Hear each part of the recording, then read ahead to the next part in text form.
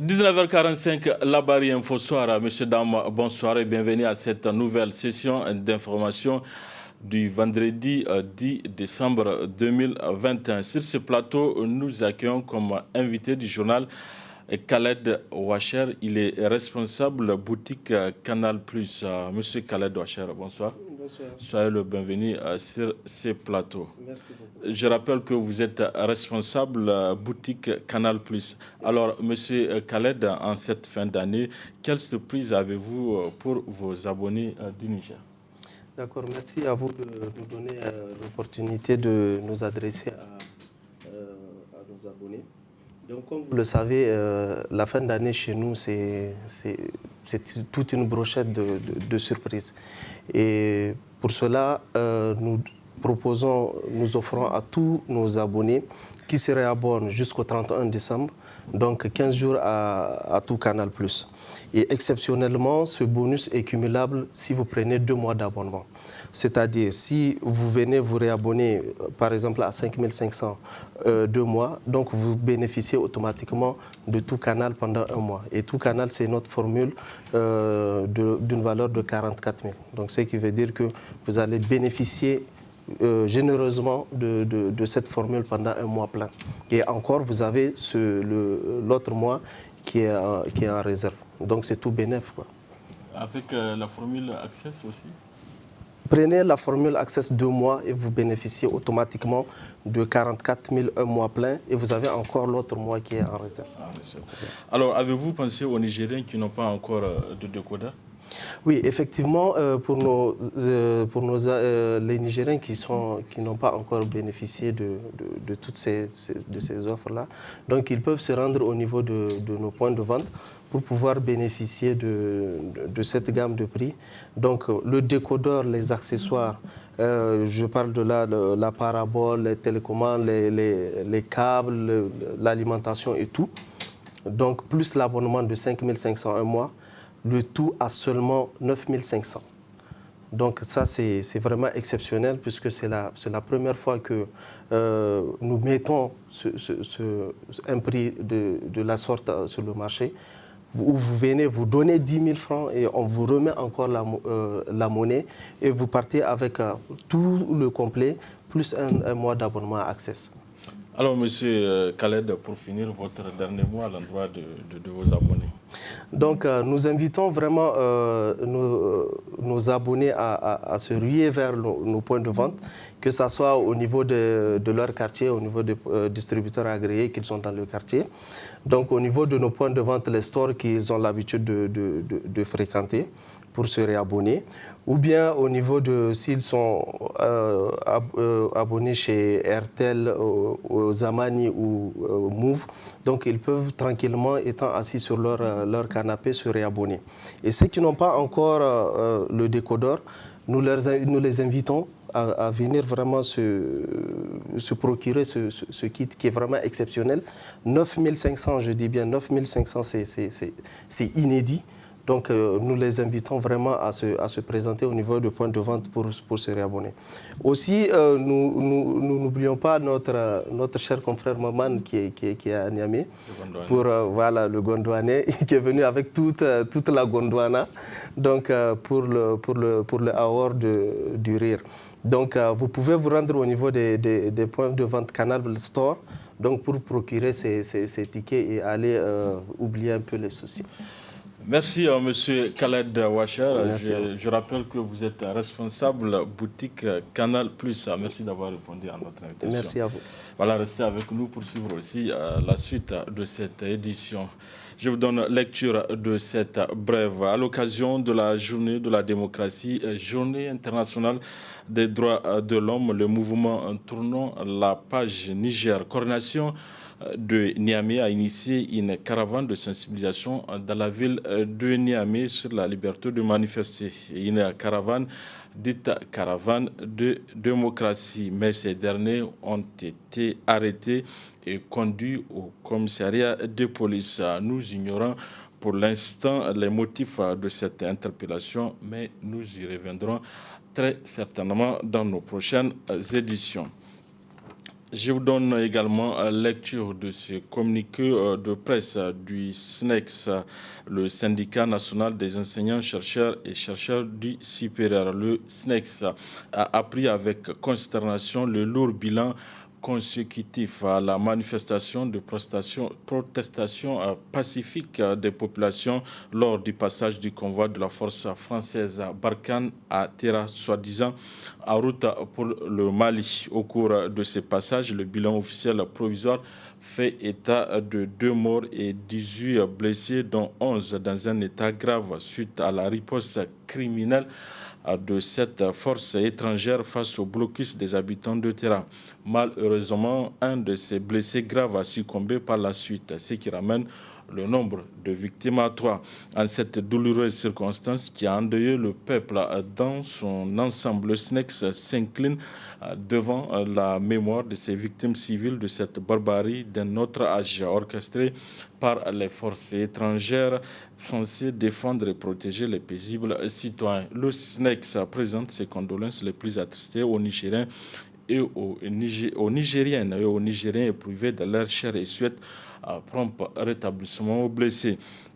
Le SNEX condamne cet acte ignoble sur des civils non armés et s'indigne face au communiqué du gouvernement qui n'a pas pu situer les responsabilités dans cette situation inédite dans l'histoire récente du Niger. Par conséquent, le SNEX demande l'ouverture d'une enquête parlementaire pour faire toute la lumière et situer les responsabilités. Le SNEX tient le gouvernement pour seul responsable de la dégradation continue de la situation sécuritaire en adoptant une stratégie de la coalition importée, stratégie qui a montré ses limites en Irak, en Syrie et en Afghanistan. Le SNEX réitère sans doute sur la valeur ajoutée de la présence des forces armées étrangères. Par conséquent, exige le départ de toutes les bases étrangères afin de préserver le Niger d'une implosion territoriale. Le SNEX attend du gouvernement plus d'engagement dans la défense des intérêts nationaux plutôt que de donner l'impression d'être au service d'intérêts extérieurs à travers des prises de position hasardeuses. Cet engagement doit se traduire notamment dans la dotation des forces de défense et de sécurité en moyens adéquats pour faire face à leur noble mission de défense et de protection du territoire national. En tout état de cause, le SNEX reste disposé à apporter l'expertise de ses membres dans la résolution des questions nationales qui protège et bénisse le Niger et son peuple vaillant. Pour le SNEX, le camarade secrétaire général Bakasso Sahabi. La Commission nationale des droits humains, CNDH, en collaboration avec le Haut Commissariat des Nations Unies, commémore depuis ce matin le 73e anniversaire de la Déclaration universelle des droits de l'homme au centre de conférence Mahatma Gandhi, placé sous le signe « tous humains, tous égaux ». Cette célébration a vu la participation de plusieurs invités. Nafissatou Yahya et Boubacar Souley. C'est en collaboration avec le Haut Commissariat des Nations Unies aux droits de l'homme que la Commission nationale des droits humains, CNDH, commémore le 113e anniversaire de la Déclaration universelle des droits humains. Occasion pour le représentant de la Haute Commissaire des Nations Unies et la représentante de la coordinatrice du système des Nations Unies d'adresser ces messages. Ces 2 dernières années ont tristement illustré le coût intolérable des inégalités croissantes. L'égalité est au cœur des droits de l'homme. Cela ne veut pas dire que nous devons tous avoir la même apparence, penser la même chose ou agir de la même façon. Bien au contraire, cela signifie que nous acceptons notre diversité et exigeons que tout le monde soit traité sans aucune discrimination. Que peu importe qui nous sommes, qui nous aimons et où nous vivons, nous avons les mêmes chances de vivre dans la dignité et de réaliser nos rêves. Notre monde est à un tournant de son histoire. La pandémie de Covid-19, la crise climatique et l'expansion de la technologie numérique dans tous les secteurs de notre vie ont créé de nouvelles menaces pour les droits humains. L'exclusion et la discrimination sont monnaie courante. La sphère publique se rétrécit. La pauvreté et la faim augmentent pour la première fois depuis des décennies. Des millions d'enfants sont privés de leur droit à l'éducation. Les inégalités se creusent. Or, nous pouvons choisir une autre voie. Il y a 73 ans, jour pour jour, l'Assemblée générale des Nations unies adoptait la Déclaration universelle des droits de l'homme. Les principes énoncés de cette simple déclaration demeurent la clé de la réalisation de tous les droits humains. Placé sous le signe tous humains, tous égaux, ce thème trouve tout son sens pour les États épris de paix et de justice, a indiqué le ministre de la Justice, Garde des Sceaux. Il s'agit là d'une invite à tous les États épris de paix et de justice à identifier toutes les formes de discrimination touchant les populations les plus vulnérables dans nos sociétés, les femmes, les enfants, les personnes handicapées, les minorités ethniques ou religieuses, et à trouver des solutions à même de les atténuer ou de les résorber. En lançant les activités de cette journée, le président de la Commission nationale des droits humains, CNDH, a rappelé les avancées réalisées en matière des droits humains au Niger. La situation des droits humains au Niger connaît malgré tout des avancées réalisées dans le domaine de la lutte contre la pauvreté, la lutte contre la pandémie du Covid-19, du VIH-Sida, de la protection des réfugiés et des migrants, de la protection de l'enfance, de la promotion des droits de la femme et du genre, de la lutte contre les violences faites aux femmes, de la lutte contre la traite des personnes et les pratiques esclavagistes, etc., etc. Des efforts ont été aussi fournis dans le renforcement des capacités des acteurs étatiques et de la société civile en matière de droits humains.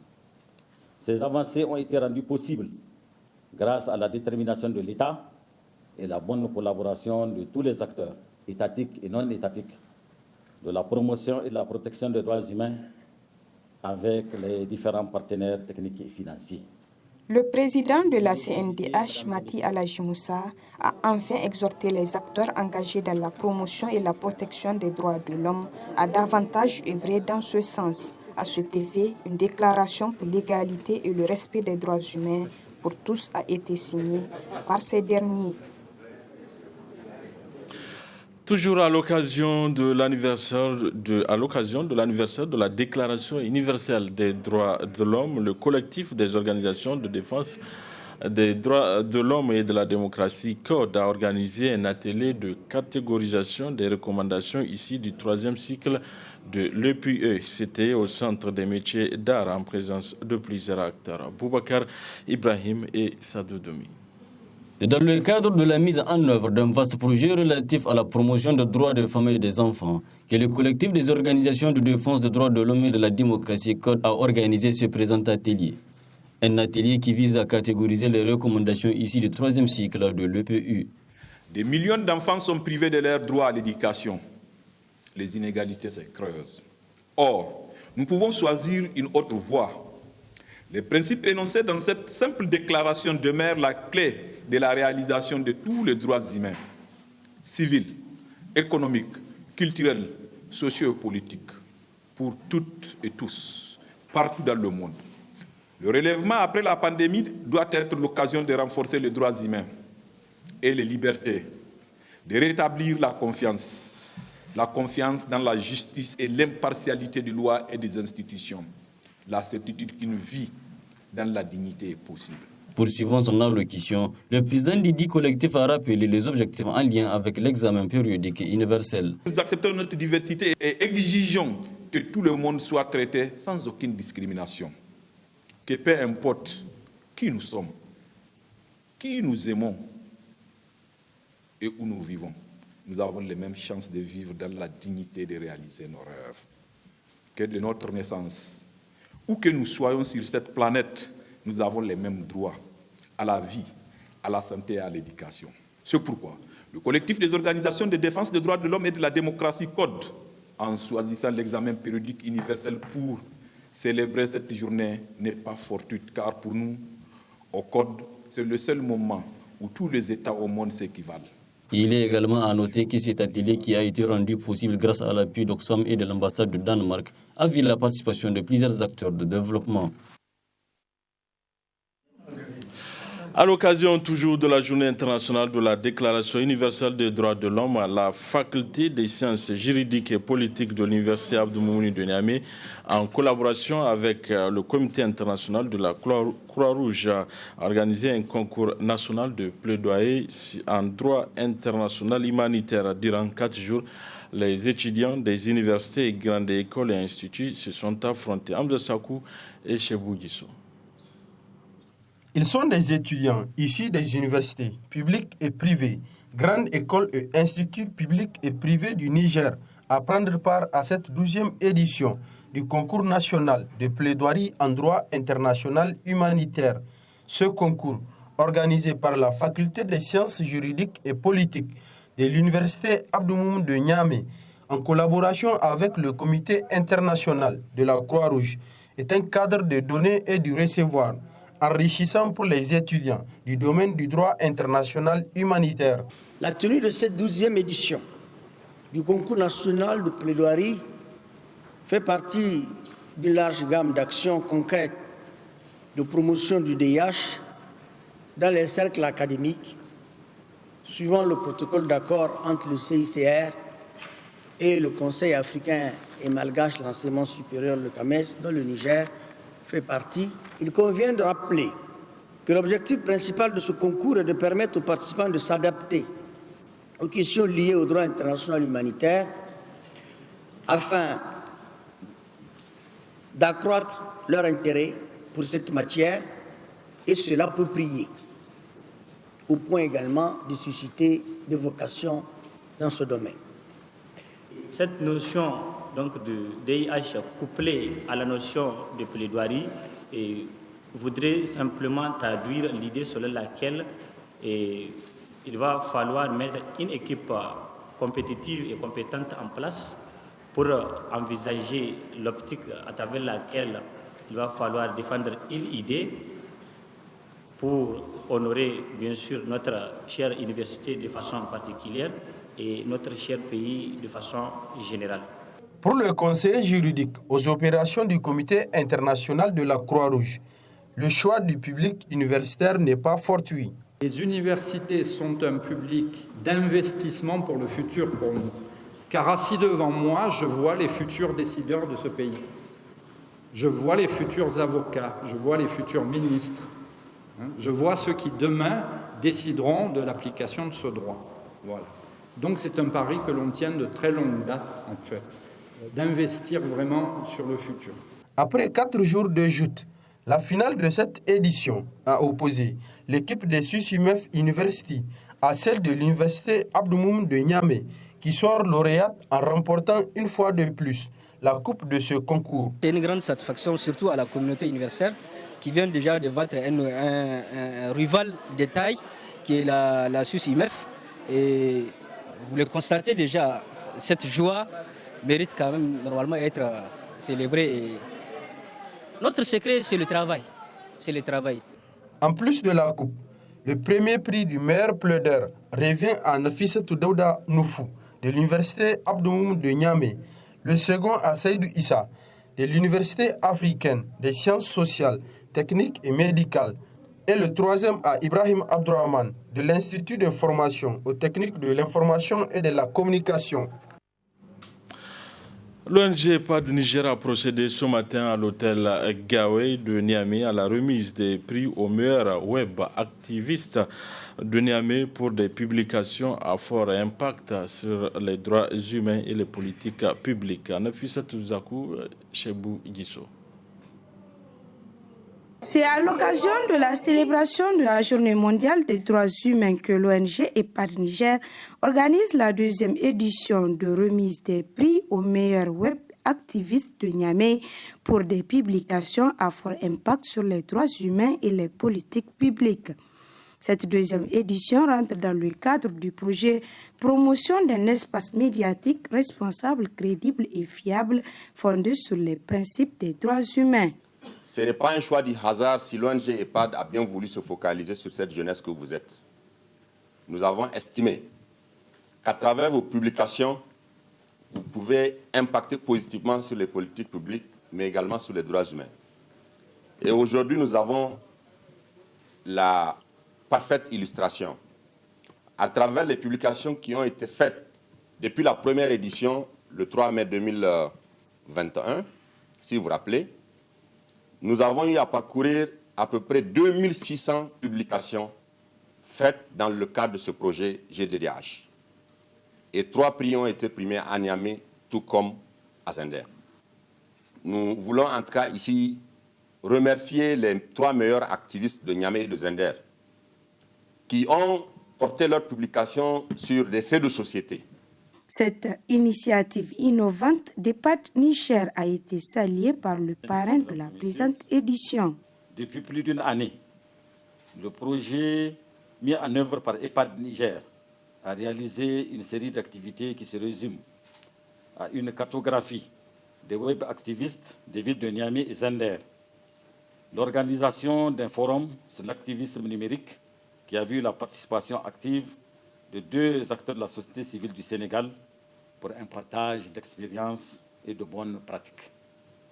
Le renforcement des capacités de 120 web activistes sur le rôle, mission et attribution de la Commission nationale des droits humains, sur les droits humains notamment, une introduction générale sur la protection normative et institutionnelle des droits de l'homme, l'exercice des libertés d'expression et d'opinion à l'épreuve des lois sur la cybercriminalité et l'interception des messages électroniques, l'engagement citoyen, l'activisme responsable et cyberespace, ainsi que la protection des enfants jeunes de l'utilisation des réseaux sociaux. Ça n'est suivi la remise des prix aux 3 meilleurs web activistes de la région de Niamey. Il s'agit pour le 3e prix d'un chèque de 100 000 francs CFA pour la publication de Nadia Issoufou, axée sur la construction des classes en paillotes. Le 2e prix est décerné à Ibrahim Awal avec un chèque de 150 000 francs CFA pour sa publication sur les accidents de circulation et le premier prix décerné à Suleiman Altes pour sa publication sur la lutte contre la mendicité avec un chèque de 250 000 francs CFA plus un trophée. Aux abords du pont Kennedy de Niamey, un espace aménagé sert de terrain de foot à de nombreux joueurs de la capitale. Les équipes y jouent moyennant une participation financière pour l'entretien de l'espace. Le studio Kalangou. On n'a pas assez d'aires de jeu ici à Niamey, donc ces terrains, comme vous pouvez le constater, souvent il y a des gens qui jouent jusqu'à 1h du matin, 2h du matin. C'est pour vous dire vraiment l'importance que ces espaces ont pour la jeunesse, pour faire du sport. Et voilà, vous savez combien le sport est important dans la vie d'un être humain. Donc c'est dans ce sens que nous nous constituons en équipe pour jouer chaque équipe à son heure. Donc il y a plusieurs équipes qui jouent la même soirée. En fait, par exemple, l'heure, je crois que l'heure c'est à 10 000. Donc chaque équipe s'organise pour s'acquitter de sa cotisation pour pouvoir jouer. Vous pouvez vous constituer avec une équipe d'amis ou une équipe de quartier. Le plus important, c'est de respecter l'heure qui vous a été donnée. Ce n'est pas réservé seulement à des footballeurs des professionnels, je veux dire, mais c'est aussi à des amateurs. Tous ceux qui veulent jouer, ils peuvent venir jouer ici, il n'y a pas de souci. Maintenant, je veux aussi lancer un appel aux autorités, vraiment de faire plus de terrains de ce genre, pour pratiquement dans chaque quartier. Parce que ici, vous avez des gens qui quittent Francophonie, Kwarakano pour venir. Vous voyez, s'il y a des terrains dans ces quartiers-là, ça va décongestionner non seulement le terrain d'ici, et aussi permettre aux gens qui sont à côté d'aller faire du sport très rapidement.